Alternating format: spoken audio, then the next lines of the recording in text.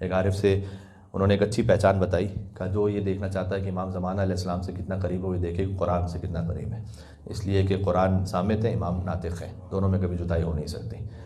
تو اگر کوئی امام سے اپنی قربت کو دیکھنا چاہتا ہے تو یہ دیکھے کہ اس کی زندگی میں قرآن سے کتنی قربت ہے، تو یہ بھی ایک پہچان ہے۔ تو اس لیے ہم وقتاً فوقتاً آپ سے عرض کرتے رہتے ہیں کہ قرآن کا جو سب سے ادنا حق جو بتایا گیا ہے وہ ہے اس کی تلاوت، سب سے ادنا حق ہے، یہ سب سے اعلیٰ نہیں ہے، سب سے ادنا ہے، یعنی بالکل بیسک ہے، جو سٹارٹ ہے وہ یہ کہ تلاوت تو کرے کم از کم انسان۔ امام رضا علیہ السلام جب رجا ابن ضحاک امام کو مدینہ سے خراسان لے کر آئے تو رجا ابن ضحاک کا بیان ہے کہ میں نے دیکھا اس پورے سفر میں کہ علی ابن موسیٰ رضا ہر 3 دن میں قرآن ختم کرتے تھے۔ تو ظاہر ہے یہ وہ اسٹینڈرڈ ہے، یہ وہ مقام ہے کہ جو امامت کے لیے، لیکن امت کے لیے بھی تو ایک مقام ہے۔ وہ سب سے لوئسٹ ہے 10 آیتیں حدیث میں، کہ جو 10 آیتوں کو روزانہ پڑھے اللہ اسے غافلین میں شمار نہیں کرے گا۔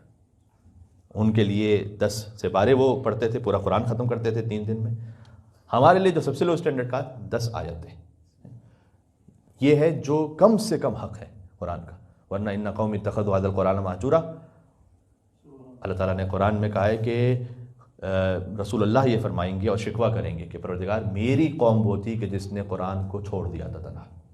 اللہ نہ کرے کہ جب یہ شکوہ ہو رہا ہو تو ہمارا نام ان لوگوں میں آئے کہ جن کے لیے رسول اللہ وہ شکوہ کر رہے ہیں۔ ان قوم اتخذوا ھذا القرآن مہجورا، تو خود بخود یہ امام زمان علیہ السلام کا قرآن سے بہرحال اس طرح سے رابطہ ہے کہ صامت و ناطق، وہ آپ مجلسوں میں سنتے رہتے ہیں، اور اس کا جو پریکٹیکل نتیجہ ہے وہ یہ ہے کہ،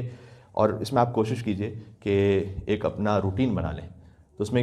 ایک دوسری طرح سے مسئلہ یہ بھی ہوتا ہے کہ اگر آپ فقط قرآن کو دیکھ رہے ہوتے ہیں تو بہت ساری چیزوں کی انٹرپریٹیشن نہیں سمجھ پاتے یا غلط سمجھ لیتے ہیں۔ تو اس کے لیے جو سادہ طریقہ ہے وہ مولانا فرمان علی صاحب کا قرآن ہے یا مولانا امداد علی صاحب کا جو قرآن ہے،